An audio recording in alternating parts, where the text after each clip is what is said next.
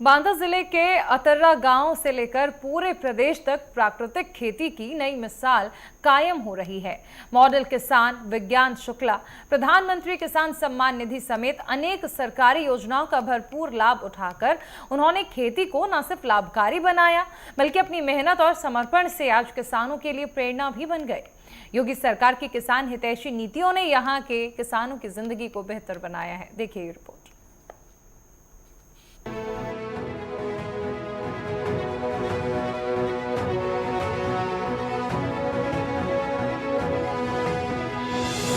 नमस्कार दोस्तों, नेटवर्क 10 में आपका स्वागत है और आज हम ग्रामीण भारत के लिए ले चलते हैं आपको अतर्रा गांव में। बुंदेलखंड के अतर्रा के मॉडल किसान विज्ञान शुक्ला ने पिछले 10 सालों से प्रधानमंत्री किसान सम्मान निधि समेत कई तमाम सरकारी योजनाओं का लाभ उठाया है। प्राकृतिक खेती, पशुपालन, बागवानी, मशरूम की खेती, वर्मी कंपोस्ट, जीवामृत और देशी कीटनाशकों के उत्पादन से उन्होंने अपने इलाके में खेती को एक नया स्वरूप दिया। उनकी मेहनत और योगी सरकार की किसान फ्रेंडली नीतियों से न केवल उनके गांव बल्कि आसपास के जिलों के किसान भी प्रेरित हो रहे हैं। योगी सरकार ने किसानों के लिए जो योजनाएं चलाई वो विज्ञान शुक्ला जैसे किसानों के लिए वरदान साबित हुई। बीज वितरण से लेकर सिंचाई तक सरकार द्वारा उपलब्ध कराए गए संसाधन और वित्तीय सहायता ने किसानों को आत्मनिर्भर बनाया। विशेष रूप से डिप्रिकेशन योजना के तहत सिंचाई में पानी की बचत और बिजली के बिलों में भारी कमी आई। इससे किसानों की लागत कम हुई और उत्पादन बेहतर हुआ, जिससे उनकी आमदनी में भी इजाफा हुआ। प्राकृतिक खेती को लेकर अतर्रा के ग्रामीणों और किसानों ने विज्ञान शुक्ला की प्रशंसा की और बताया कि अतर्रा धान की खेती के लिए जाना जाता है। सुनिए अतर्रा के ग्रामीणों का क्या कुछ कहना है। मेरा नाम अंकित कुमार कुशवाहा है। मैं अतर्रा ग्राम में निवास करता हूँ। मैं जैविक खेती करता हूँ। मुझे विज्ञान शुक्ला जी ने बताया था जैविक खेती के बारे में। जब मैंने जैविक खेती स्टार्ट किया करना, एक साल तो हल्का थोड़ा संभावना हुई, मतलब बराबर की पैदावार हुई। जैसे जैसे मैंने 2 साल हुआ थोड़ा बढ़ी, 5 साल में आज फुल स्पीड से है जैविक खाद। और इसकी जो है पैदावार की बात करूं तो जहां 10 कुंटल होता था वहां 13, 14, 15 कुंटल भी हो जाता है। इसका गेहूं, चावल जो भी होता है जैविक खाद में वो बिल्कुल बेस्ट है। जैविक खाद के बारे में लाभ क्या बताना, मतलब वो अंग्रेजी केमिकल वाली खाद होती है, ये गोबर की खाद होती है। गोबर मतलब गोबर बेस्ट है। गोबर हमारा जो है सर्वप्रथम तो यहाँ धान की खेती बहुत अच्छी होती है। धान की खेती के विषय में, क्योंकि धान यहाँ एक तरह से धान का कटोरा कहा जा रहा है।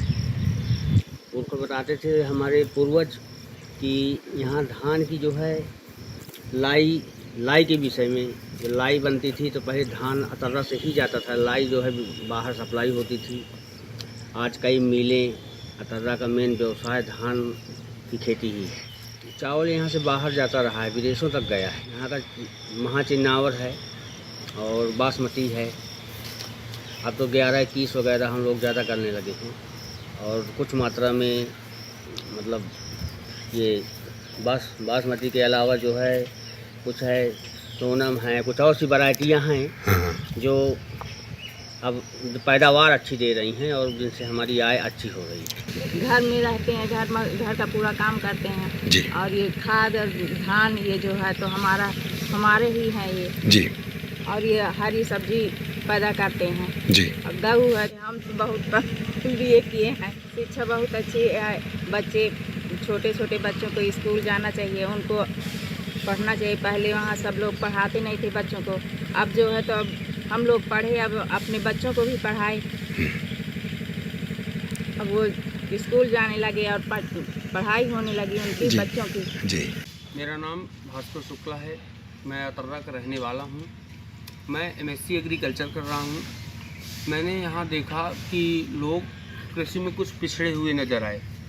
हम यहाँ नई तकनीकियों को हमने देखा कि हम एग्रीकल्चर में जा रहे हैं।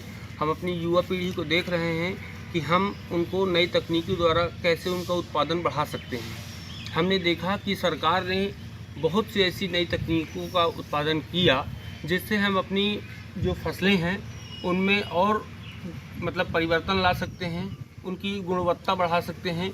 हमारे यहाँ के लोग क्या करते हैं कि दूसरी जगह रोज़गार ढूंढने जाते हैं, क्योंकि यहाँ BA BSc तो सभी कोई करता है, लेकिन एग्रीकल्चर क्षेत्र में कोई घुसना नहीं चाहता है।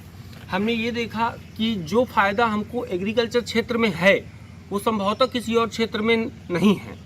हमने यहाँ आकर के ये देखा कि हम जो अभी तक हमारी पुरानी किस्में जो हो रही थीं उनसे भी सरकार ने बहुत अच्छी नई किस्मों का उत्पादन किया। हमारे जो विश्वविद्यालय हैं उन्होंने इतनी अच्छी अच्छी नई किस्मों का उत्पादन किया जिनका हम उत्पादन करके बहुत से अच्छी गुणवत्ता वाले बीज लाते हैं, जिनका हम उत्पादन करके बहुत अच्छी पैदावार लेते हैं, जिससे हमारे किसान भाइयों को भी बहुत ज़्यादा मुनाफा होता है।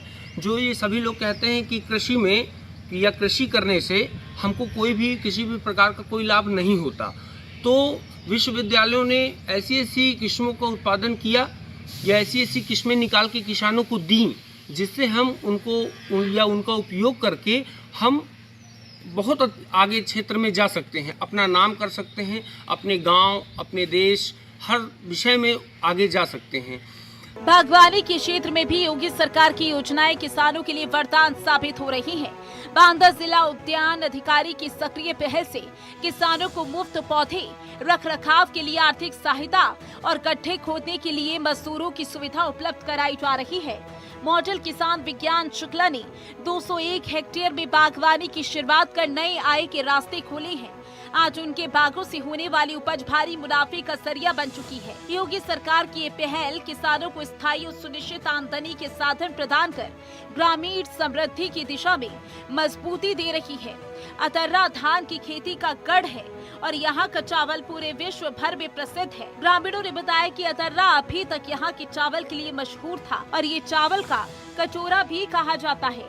उन्होंने बताया कि अतर्रा में महाचिन्नौर चावल की खेती भी होती है और ये चावल यहाँ का सबसे प्रसिद्ध चावलों में से एक है। चावल के लिए मशहूर था अभी तक, चूंकि में इसकी अगल बगल मंडियां ज्यादा बढ़ गई, इसलिए वर्तमान समय में उतना चावल यहाँ से सप्लाई नहीं होता।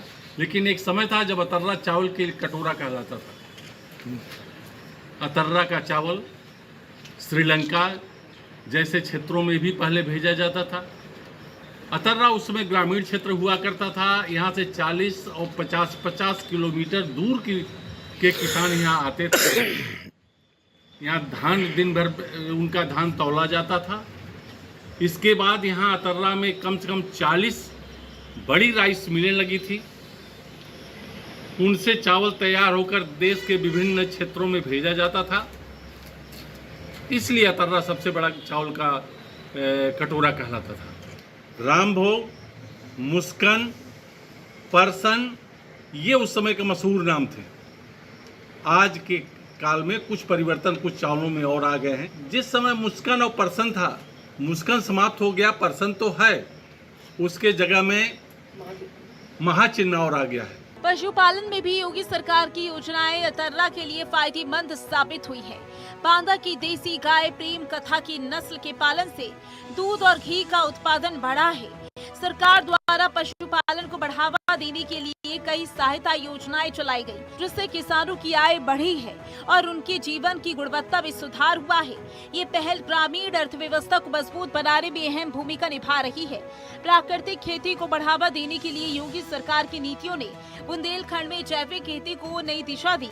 वैज्ञानिक और देसी तरीके से तैयार वर्मी कंपोस्ट, जीवामृत और प्राकृतिक कीटनाशकों के इस्तेमाल से फसलें स्वस्थ और रसायन मुक्त हो रही हैं। विज्ञान शुक्ला ने लगभग 400 एकड़ क्षेत्र में प्राकृतिक खेती कर एक मॉडल स्थापित किया, जिससे किसानों को अच्छा उत्पादन और उच्च मूल्य मिल रहा है।